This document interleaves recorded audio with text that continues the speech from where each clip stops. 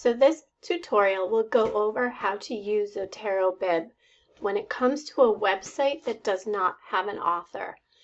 Typically, you can go to a website, so this is NPR, and if I take the URL here and copy it into Zotero Bib,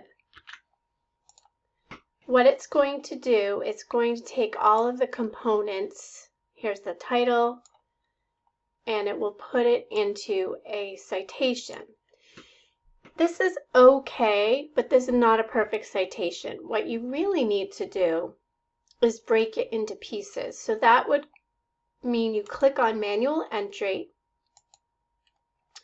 and we go to a web page down at the bottom here.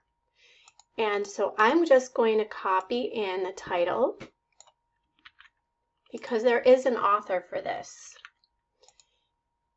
And there is the author, Ryan Lucas, so I will just type in Lucas Ryan. We're trying to give the audience that you're writing for a chance to really be able to find this source. And the publisher is National Public Radio. The date is here, October 6, 2020. So I can just Control-C, copy that, and then the URL so that your reader can get back to this original article. So I'm going to click Done. And here is the actual citation. It has the author, the title, npr.org, National Public Radio is the publisher, the date, and then the URL. So this one up here is not complete. So I'm going to delete that.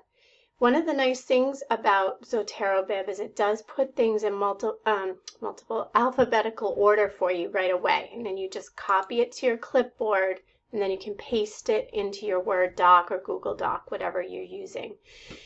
Also, these little copy citation icons are actually for your in-text citation.